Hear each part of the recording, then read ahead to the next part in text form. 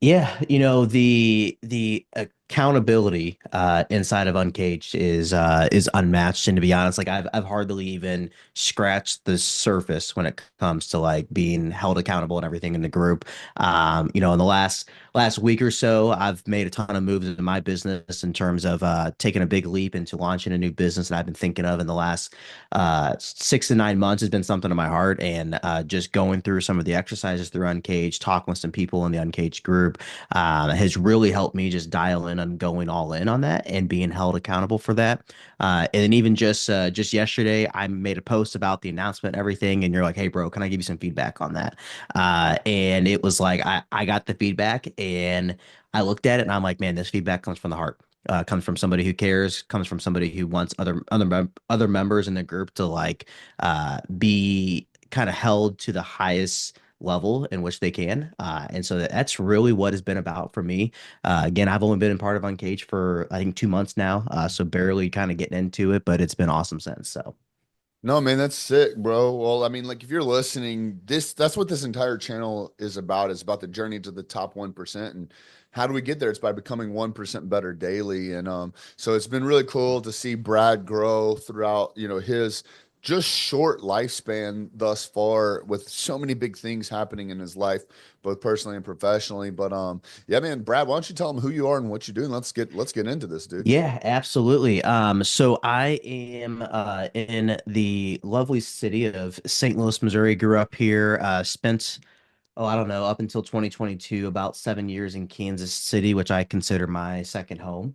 I have been through in the last couple of years a lot of hell and a lot of high roads at the same time. Had a fintech company that bottomed up after 18 months, lost over 6 figures worth of investments from friends and family and all that stuff. A lot of those people I to this day see at Thanksgiving dinner, Christmas morning, all that stuff. And it wasn't until recently that like I've been able to like go to those things and like not have that number in a way that they invested in my company in the back of my mind and all of that. And so when that business closed, my wife and I had no choice but to move back to St. Louis, move in with my mom and dad to get back on our feet. I took 6 months of working a sales job doing enterprise sales. Basically, I called like VPs of like MasterCard and Bear Crop Science and all that stuff and try to sell them on custom software teams. I made it 6 months, realized that working for somebody else was not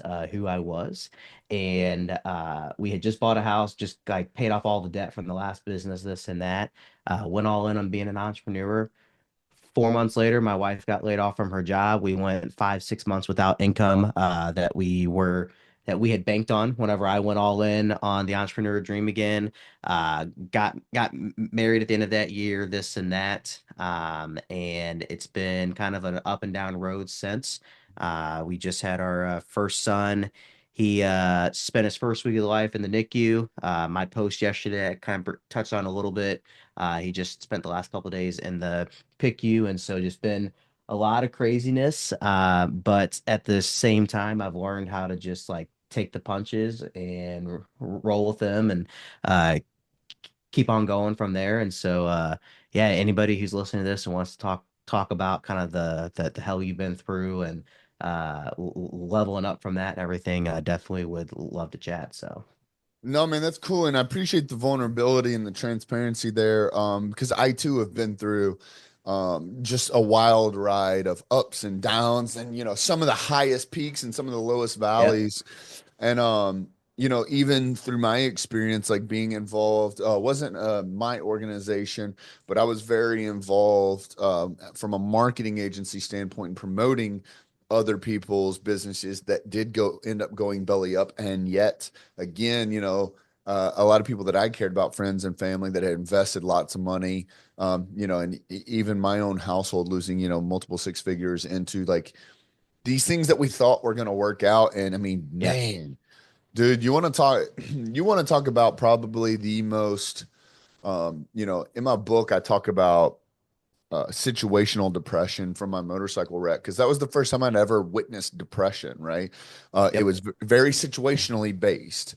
Um, And man, as wild as that depression was, and actually, this is the first time I've actually said this out loud. So, even just like hearing you talk, it brings back memories. Is like the depression, the level of depression I went through, and seeing people that I fucking cared about losing. For some of them, that was their lifelong investments. Yeah, That was absolutely the worst fucking feeling. And we went through that for, I mean, it's probably to your point, it probably took us 2 years yeah, to be able to actually get over that level of depression and thoughts on failure and stuff like yep, that. But and which actually probably leads me into the topic I wanted to kind of bring back from what you said in the beginning was, with Uncaged, and this isn't supposed to be like, oh, let's prop up Uncaged, but it is a talking point to the fact that there are a lot of groups out there, and we're not here to shame any other group or whatever the case is, but let's just say that in society today, with there being so much noise and there's so much competition in the marketplace, and everything is bloody waters, um, there really is a lack of people holding people to this higher standard, which is like what our objective is, right? Like as yeah, men, as leaders, as business owners. But specifically in Uncaged is like, man, like, sure, we could all fucking get by being mediocre, yeah. but like there's no fun in that. So like what does like being held to a higher standard, like what does that like mean to you? Yeah, it's one of those things like, and I'm gonna kind of relate this back to what you're talking about, like the situational depression in a way. Like I'm somebody that like when I first met my wife, like I was kind of like in the back of my mind, I'm like mental health, but like depression, man. Like I didn't really think much of it. And to be honest, it took me a while to even realize that I was going through that. And my last business closed down September of 22 is when we moved back to St. Louis. Like it probably wasn't until like a few months before my son was born in November of last year where like I really kind of like got myself out of that dip in a way. And like right now is like the most alive that feel since before that business closed down. Probably like 6 to 12 months before it like actually like closed down because you can see the writing on the wall of something about the belly up well before it actually bellies up. And even then I was in denial about the fact that it was about to belly up. And so like when I got in, like I remember we had like our group onboarding call and there was a guy, I can't remember his name, but he just got out of prison and like his goal is just finding a job and like something that pays well to keep a roof over his head. And I'm sitting there thinking to myself, like, I'm worried about 25 fucking $1,000 on a no interest credit card that I used to get my agency from nothing to something last year. And this guy's just trying to find income. And so it like one, it puts you into perspective because that's one of the reasons why I joined was because it was like people in all walks of life. There's people that have been in walks of life that I've not been in. People have been in walks of life that I've been in, and people who are, I think you even said there's a couple people who've been in prison who run like multi-million dollar companies who are in the group. And like there's a wide variety of people. And so that's one thing, like that's an indirect way of like holding myself accountable because I look at that shit and like I hopped off that call and I'm like, your problems aren't that big. And like it forced me to really just kind of like think about things a little bit deeper. And then on top of that, just like I'm in a bunch of different groups and everything. And a lot of it is you show up, you talk, you like I'm in one. The guy that runs it, Adam McChesney, he runs a group called Builders of Authority. It's about personal branding, build your personal brand. Like my business would not be where it's at. I would have bellied up again if it wasn't for learning how to build a personal brand and content and all that stuff. Love that group. Adam's a great friend, mentor of mine. But like it's not about accountability. It's about building your personal brand and all that stuff. And so being able to like pop in and say like, hey, I'm thinking about doing this. And then like weeks later, you pop something else in the chat and people are like, hey, you said this weeks ago. Like what's different here? And even this whole new business talent fuse that I'm getting off the ground, like I mentioned that in the group weeks ago. And you had some feedback and everything. Then I took that feedback to heart. One of the feedback you mentioned to me then, and you mentioned your comment yesterday was like how you hate the VA industry because people mark shit up and this and that, and it's like you're making a bunch of money off the backs of people internationally and everything like that. It's like one of the things we're doing is like we're not marking up the rate per hour. We have a different business model that we figured out how to do and all that stuff. And so like those different types of things, and that exact comment was then revisited yesterday in the chat. Those are kind of things that help keep you accountable, making sure that you're being held to the highest level possible. No, that's really cool. And that's, one of the things that I think because like, when we give tough feedback, like it's not fucking fun. Like no one really enjoys like, Yeah. saying some of the hard stuff. And even being like an accountability group, I will say the more that you learn from a conviction standpoint of telling people what they need to hear, not what they want to hear, is like you being like that highest form of like friend or camaraderie Yeah. is it does get easier, but it still is never fun, kind of ripping that band-aid off. And that's what's been cool to watch come to fruition is, I'm happy to hear that you heard the same thing out of my mouth weeks apart because what it is it comes down to people saying what they truly believe, Yeah. not just making something up to make you feel happy and go lucky with your choices. And then when you inevitably switch up later on the road and here comes the yes man again, just patting you on the back, telling you it's all going to be okay, Yep. you've now heard something different. It's you Yep. their voices flipped, and that's because they don't truly believe what they're saying. And so that's what's been really cool to like watch this because like I mean, speaking about these conversations are never fun. And, I want to commend you on taking the feedback the way you were supposed to, because, with someone being so new, it's like not knowing how the group operates or like being even not as far down the personal and professional development route where you're like you're fucking offended, like you're like Yeah. you're like, bro, who the fuck are you to tell me Right. like, so I want to give that to you.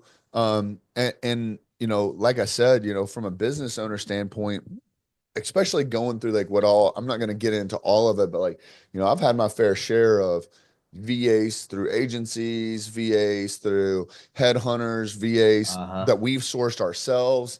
And I've seen, I don't want to say all the good and all the bad, but I've seen a lot of the good and a lot of the bad. And it goes on all sides of it. Like, depending on where you're sourcing VAs from, like a lot of, I want to say the corruption to the industry, it comes both ways. Like I've seen Americans take advantage of, cheap labor, if you will. But then I've also seen um people from other countries aren't fucking idiots. So like when we talk Right. about VAs, like believe me, we're not here to act like fucking Americans are better than. We just have a stronger Right. economy.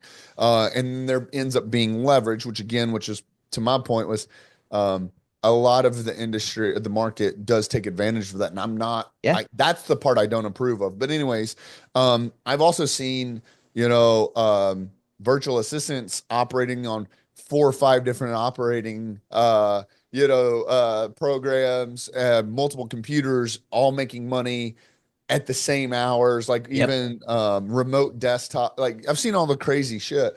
So it is a wild industry to be in. But for you for sure, when it comes to like hearing things that are not ideal or don't run necessarily in alignment with the idea that you had in your head. And mind you, in Uncaged, like none of us think that it's like our way or the highway or like we've got it all Right. figured out. It's just kind of like what's worked for us and what hasn't. But like for Yeah. you, how are you able to take that type of feedback so well? And let's go back to a couple of weeks ago. Like you got some feedback and then you Yeah. implemented and then Yep. you got some more feedback. Like what you took that better than a lot of people do, like Yeah. it brand new in groups. So like let's talk about that, like Yeah. Brad and how he takes that feedback. One of my favorite lines, but most hated lines that my dad has always said to me is that opinions are like assholes. Everybody's got one. And so like that's the way I look at it is like it's everybody's opinion. And to give you a prime example, we've been talking about like my new business with the VAs and all that stuff. And your comment wasn't the first one that it was probably the first I heard because like I just began like, hey, let's begin with this idea, this and that. But I went on like a customer interview like fiasco. And it was like back to back to back to back. Like I interviewed within a week and a half, like 35 to 50 agency owners. And I was like, have you worked with VAs? If you have, what's been the good, the bad, the ugly, like that kind of thing. Common most thing was like people were pissed about the fact they found out that a web developer in the Philippines, the VA company is paying them 9, 8, 9, $10 an hour, which is great money in the Philippines, by the way.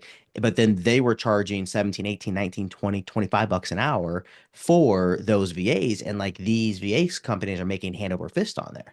And that was one of their biggest complaints. And so and then they were like, and it's also like, we don't know how to train these people. And so I was like, okay, so what if we just did a flat rate where like you could have between 1 and 5 VAs for X amount of dollars a month? That's like our flat like monthly management fee. We have host, monthly training calls, kind of like a mastermind, but for the VAs, and then a mastermind because it's just for agency owners for then the agencies to join. And that way you're not paying a markup on the VA. And so what that then allows in the way like we just had a conversation with somebody the other day, they're like the person wanted X rate, but they could only afford Y. And I'm like, bring them in for 90 days at the rate that you can afford and tell them if we hit these KPIs, not only will I bump you to that rate, but I'll bump you to that and above and beyond because you're still saving 60, 65% on the rate. And I would much rather my clients put that money in the VA's pocket than in my pocket on there. And so like that was one thing. Like I took the feedback and I like put a post-it on my wall of like all the feedback and you just look at it and see like what is the constant theme between all of the feedback. And okay, you get a lot of people saying the same feedback, like the writing's on the wall in a way. And that was one mistake I made in my first business was like we did like customer interviews and everything but we only talked to my last business was a mobile app that automated sharing payments between roommates. So if like you and I shared a rental house together and like electric bill was $100 a month, it would charge me 50, charge you 50. We wouldn't have to do the cash app back and forth, Venmo, none of that stuff. But we would only talk to the roommate who got fucked over in the process. We didn't talk to the roommates who were doing the fucking over. And so then when it came time to launch the app and the product and everything, the roommates who were doing the effing over were like, I don't want to touch this. Like, no, like I, I take advantage of the fact that I can wait a couple days to pay my roommate back because he's been Mr. Nice Guy and da da da da da.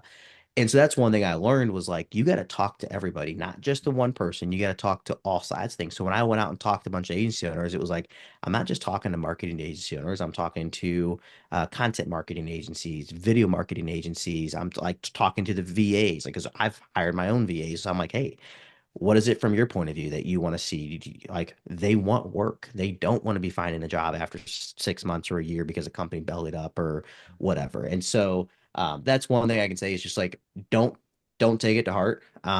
Take that feedback and then just start asking more people. And if you see that feedback become a constant, like the writing's on the wall. 100%, man. Yeah, that's something like, same, but different. Like everything that I've kind of gone through in the last 5 years for sure, 5, 6 years, is like paying attention to like common denominators is like what I call it. Like, you know, that's the power of like being not only like around other like-minded men, Yep. but like you start to tap into like all of their experience, right? And to your point, like all walks of life. We've got guys that are just now starting out, like to your point, with hardly anything to rub together, all the way up to, guys doing $100 million a year in their organizations, and then everyone in between. Like that's a huge gap, and then everything Yep. in between. And what's cool about that is even something to the point where you mentioned earlier is like there's a guy like just trying to like keep a roof over his head.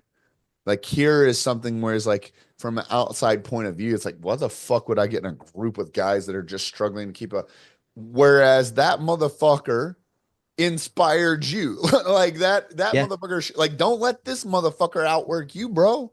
Like Yep. and that's what's really cool about it. But to bring it back with these common denominators is when I look at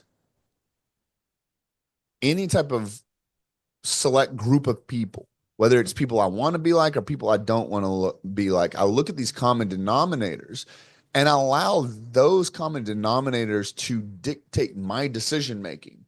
Because the thing is like, bro, like you can't deny some things. Like there's no Hmm. way for these many people to just be fucking lucky or it to be a coincidence. And Yep. so, I like I like the idea of you, these like, I just got a mental image of like sticky notes, like all over the Yeah. fucking wall. And like, I'm like pretending I see it on my wall.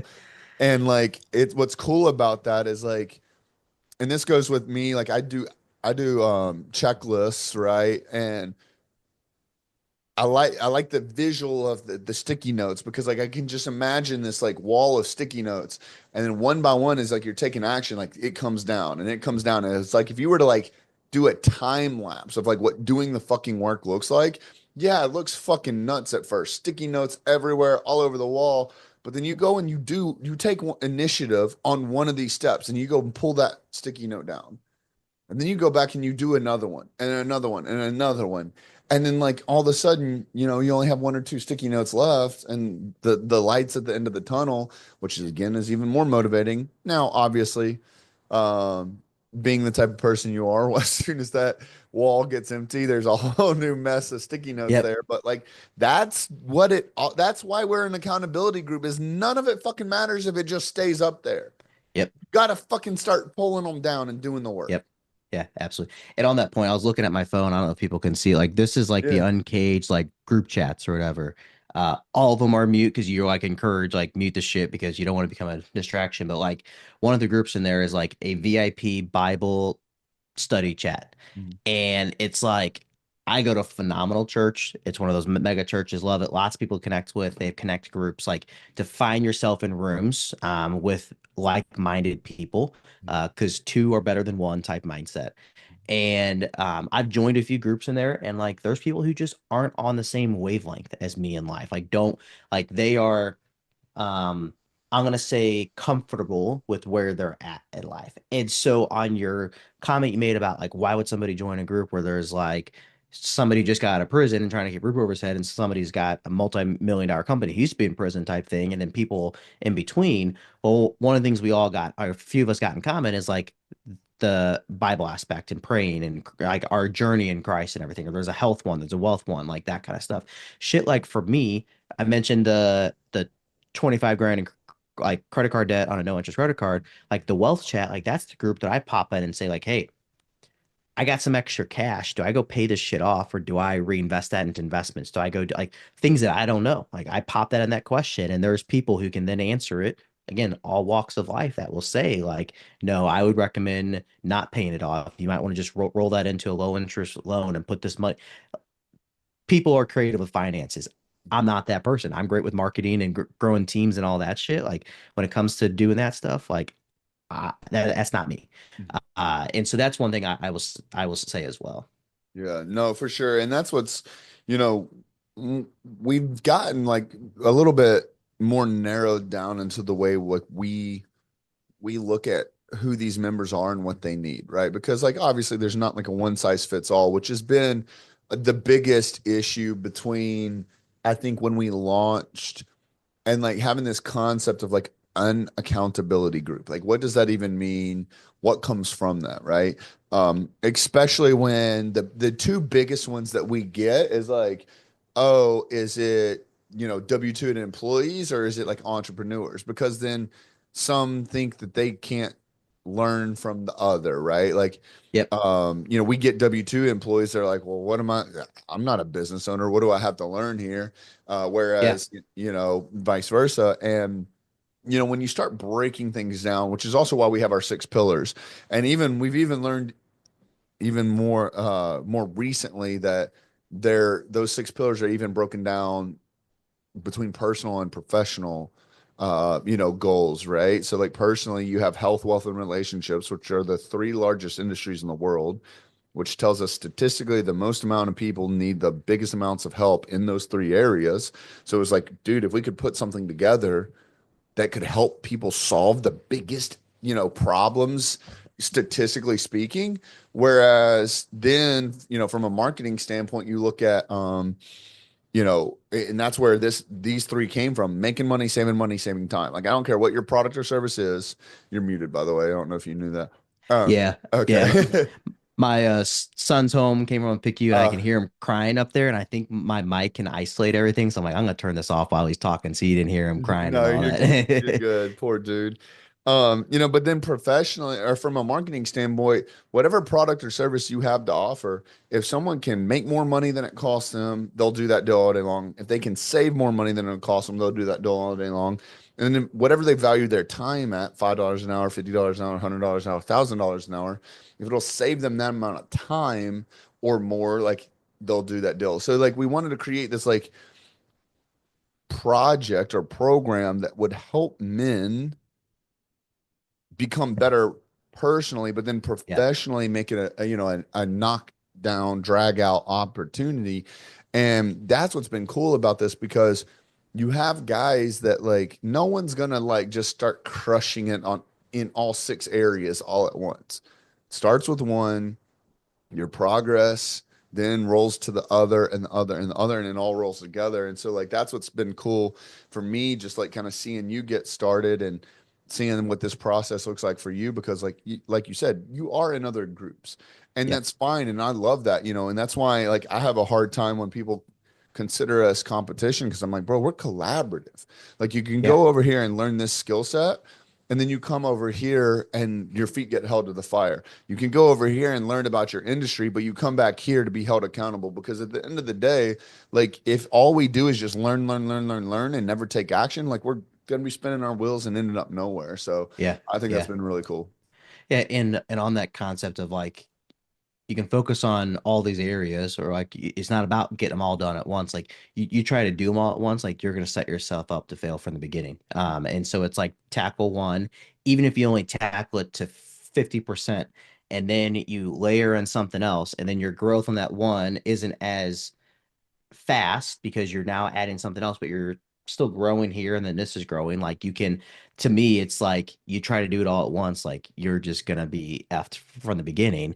And on your six pillars in a way, like yes, they're personal and they're professional and they kind of overlap, but like so many people try to like segment the two, like segment business and personal, right? Which yes, there is a time and place to do that. I've learned that the hard way. But like at the same time, it all relates together. Like I were interviewing for a new EA for me. Both of my EAs have came in with no executive assistant experience and have like basically leveled up to the level they're at. And so now we're like, okay, like we're at a point in time in my business where like we need somebody who's got that EA experience and everything and has done it for other people. And so like I'm willing to pay more, like all those different things. But like we had an interview yesterday and this was before my son got discharged from the PICU and like I'm sitting there in the hospital room having this interview and like the person asked me, he's like, what is your like top four priorities? And I said, well, I'm going to give you five: future, faith, finances, fitness, and family. And I was like, and those are just all F's. I don't know why, but that's what it is. And I basically said, and I told him like future is like the growth of this business. It's the growth of my finance. It's the growth of my wealth. It's the growth of whatever. And I said, but if you think about it, like if if finances aren't in check in the business, they're not in check personally. If my health is not in check, it's not going to be great for my family. It's not going to be great for my business because I can't show up to the top for my last business, I was 275 pounds at my peak because I was more focused on trying to grow this business that obviously then bellied up than I was to try to take care of myself. And so then not only did I lose my business, but I lost myself too. And then same thing with the family aspect. Like when I proposed to my wife, like we hit a point where like up until then and really shortly after, up until like that business folded, like I was working like 16, 18, 20-hour days. Like and when we saw each other, we were, hanging out, watching TV, blah, blah, blah. But then I was on my computer trying to get work done, like this and that. And I realized through that, like working 18, 20-hour days is not what it's about. And that the family aspect affects then the future. Like they all correlate with each other, both personally and professionally. And so I just like encourage people to shy away from like segmenting the two, like really look at how they map together and how like if you sacrifice one area, how it affects another area and all that stuff, because really they're all connected. 100%. I talk about that a lot, like with Uncaged, is like and I always joke about it too. Like if you had like this like, triangle or this like, circle of life and there's 3 points on it and like you hire three experts to help you in each one of these individually, like you're going to hire a health coach. And your Yep. health coach is going to tell you if you don't get your health in line, it's 100% going to affect the way you make money, like wealth, because like you're not going to sleep good. If you don't sleep good, you wake up with brain fog, and then like you're tired throughout the day and it's hard to get into flow state and all this stuff. So if you don't get your health in check first, it will affect your business. And then if you don't get your health in check, of course it's going to affect your relationship. Your wife's not going to want to fuck some fat lazy piece of shit, or you're gonna Yep. die early, or like whatever the case is. So like if you don't fix your health, then you can't fix your relationships, right? But then your financial advisor or your business, mentor, whatever is going to say, well, if you don't fix your income, like your finances, your revenue generating tasks, like, you know, I've been one type of man that's laid in bed with my wife versus the other. One that was doing really, really good in their business and focus and making money, and one that, wasn't and was broke and was scared, right? Like, so if you don't get your finances straight, of course you can't be all there for your wife. Like, you're gonna be laying in bed constantly thinking all the what ifs and the things you didn't do, blah, blah, blah. So you have to get your money right first. Like, you have to focus on your business or making more money or saving more money. Like, get your money right, and that'll affect your relationships. And then like of course, like same thing, like if you don't have your money straight, you can't afford to go to the gym, or you can't afford to take time away from your business to go to the gym, or you can't be 100% in the gym crushing it because you're going to be thinking about all the emails you need to check and the invoices you need to send, blah blah blah. Yep. So you got to get your wealth in check first. Well, then you go to your like a relationship counselor or whatever, a couples counselor or whatever, and they're gonna be like, "Well, you have you ever tried work, being at job after going through a breakup, right? Like you never were able to, like you could only focus on the breakup, like So if you don't focus on your wife and get your house in order, then you're going to be constantly distracted at work, which is going to, mess up your income stream, which is going to blah, blah, blah, and affect the house. And then you can't make enough money to go out on dates or afford a babysitter to get alone time. And it's only going to pull you further and further away from your spouse. But then also, if you don't focus on your spouse, like, and pour into her, like, how are you going to be going to the gym? Like, they're going to be wondering who you're trying to get, healthy for, who you're trying to look good Yep. for. Why are you going to the gym so much? Who's there? Why don't you want to spend time with me? Blah, blah, blah. So you have to focus on your relationship first. So you've Yep. got three experts here, all telling you that you have to prioritize each one of these three things, and now you're more confused than ever. And the concept is they're all right. And then you're like, well, how Yep. can all fucking three of them be right? Because how you do one thing is how you do everything. Like where you pour into your health, your wealth, and your relationships, they will all indirectly and directly affect the rest of your life. So like that's been one of the biggest reasons that I've seen Uncaged members become successful is like to your point, like you don't wake up and just become a rock star at all of these Right. areas.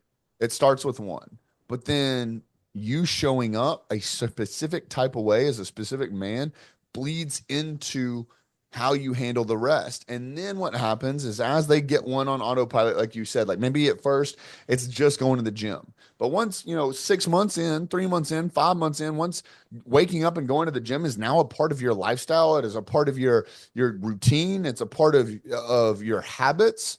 It's you can then start, all right, cool, let's start adding in date Yep. nights weekly.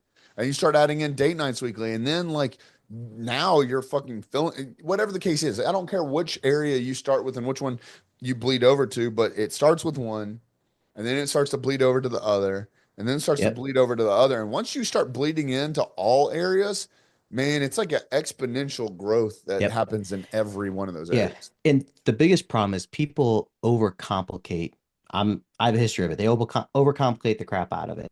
Something as simple as like doing a date night example. Like we hit a point where it's like we can't afford to do this. Like we can't afford to go out to eat or do this once a month for a date night. And it came down to the point where I was like, why the fuck are we even thinking about going out? Like, why don't we just like one night a week we get steak for like a little bit better quality steak from Walmart or whatever.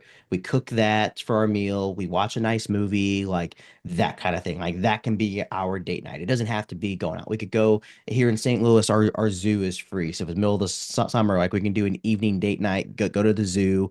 We don't have to pay to go to the zoo. Like that kind of stuff. That can be just our thing. Like just something to not talk about business, work, jobs, kids, like that type of thing. It you don't have to overcomplicate it. But on the same time, like then we got to the point where it was like, I'm like, as the man, I'm like angry. I'm like, why can't I even afford for us to go out to eat once a month on a nice meal, like for us to do?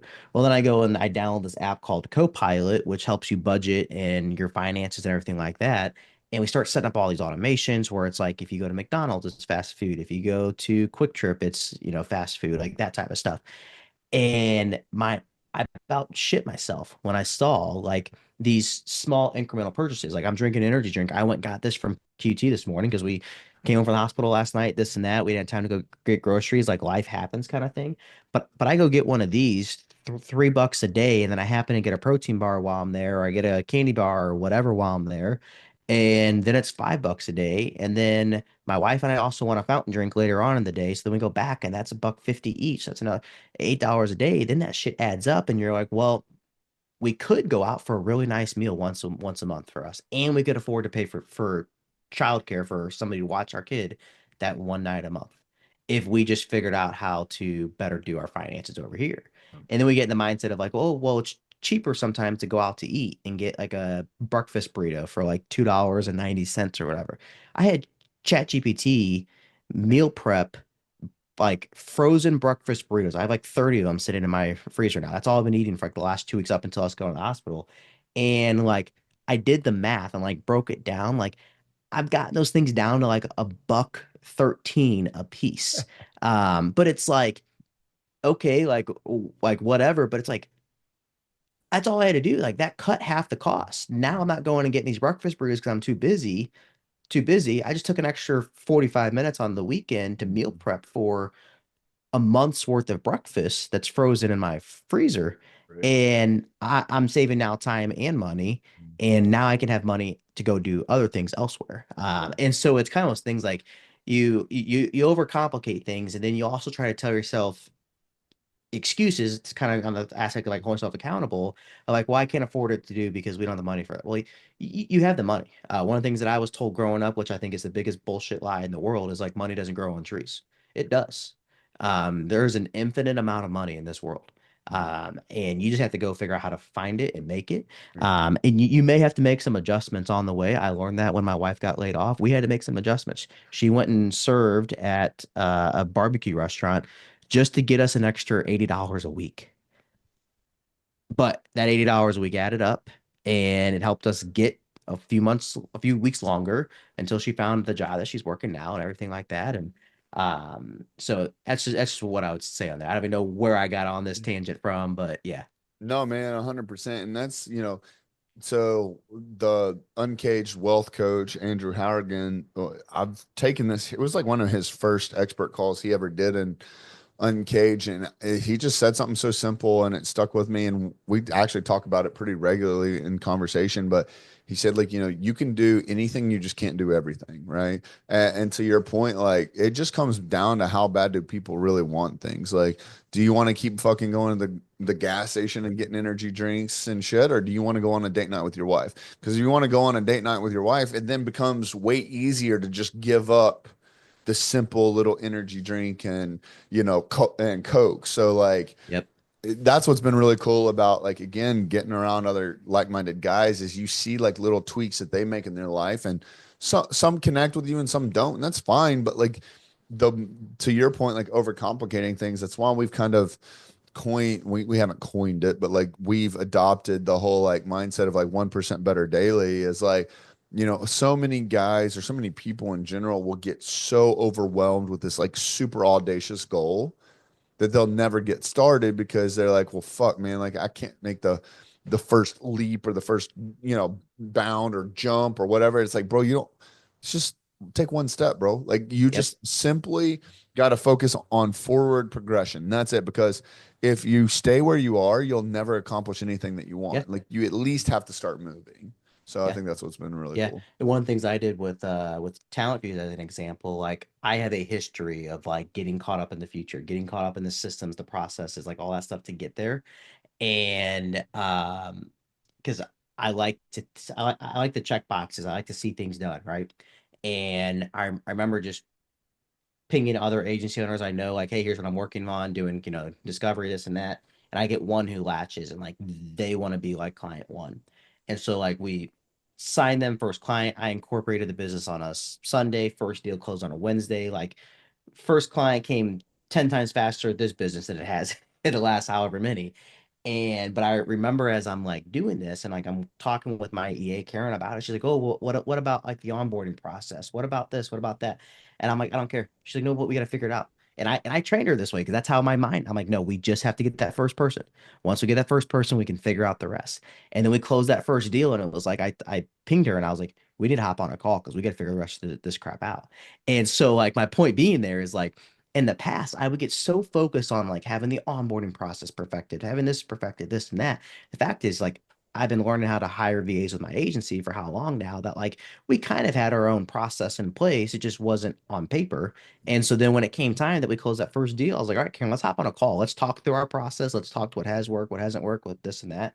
And then we had that call and I said, okay, we need, slide deck, we need this, we need that, we need that. And she had it all done in like 2 days, had the onboarding call, had the kickoff call. We did the interviews, this and that. And this client's like, you guys are amazing at this. And I'm like, we just figured this shit out this week. But it's like the concept of like just do it, just get going. And I've been a culprit of that, of like not just taking action and not just doing it, because I've been so focused on the big picture and like I love the concept of like the end in mind and like where am I going here and everything. But like you can't get there if you don't take that one step forward. 100%, bro. And it's definitely the most, most important thing is, we say building the plane as we fly it, and it's funny because you know, to your point, like we had a lot of processes that we, in theory, worked, right? But then it takes it a step further, and I think a big hiccup that a lot of business owners have is they'll sit down and they'll put it on paper and they'll perfect it in their mind, which in our opinion, like perfect never comes, right? But regardless, they will finally get this like perfect version of theory on how it works, and then they'll implement, and then they never change up. Whereas, the idea is like everything can always be improved upon, Yep. especially once it's begun. So then it's like, all right, cool, we have theory. Now let's implement and see if theory goes into practical. Once we go to practical stage, then it's always improving. We're just constantly Yep. making it better and better and better. And no one's ever going to be upset about you improving the process that they already said yes to. So Right. Right. um, that forward progression is just everything. Well, bro, like I appreciate you hanging out with us, man. It's been a great conversation.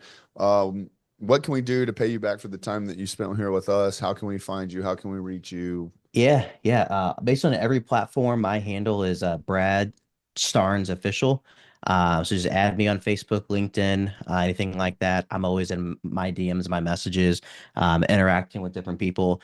And I also saw, I think on your bookshelf, you got this book called Buy Back Your Time Yes, sir. back there. I just noticed like the blue cover. Yep. Anybody who's listening and is looking to learn how to buy back your time, obviously, if you're a marketing agency owner, you run like marketing teams, like your CMO, and want to have your offshore talent or whatever. Would love to connect with you, but no matter what you're in, if you want this book, first person message me and say that they listened to me on this podcast. I will send this book to them for free, no cost, no having to pay for shipping, none of that shit. Just to kind of help people out and everything like that. That's the book that changed my life, and changed the way that I think about things. And so just want to kind of return that favor to others as well. Fuck yeah, bro. That's gangster, man. I appreciate it. Yeah, I've read that Yeah. book a couple times. And at some point, here in probably the next 9 months, I'll probably revisit it again for the third time. It's one of the Yep. ones that I revisit regularly just to make sure that we're running in line with the education there. So that's Yep. awesome. So I appreciate that. Absolutely. Awesome, guys. Well, I appreciate y'all. If you got anything out of this podcast, if you enjoyed it, my recommendation is give it a like, a share, so that more people like yourself can find it. And also, we're more than happy to hear any of the feedback. I'm sure Brad himself as well.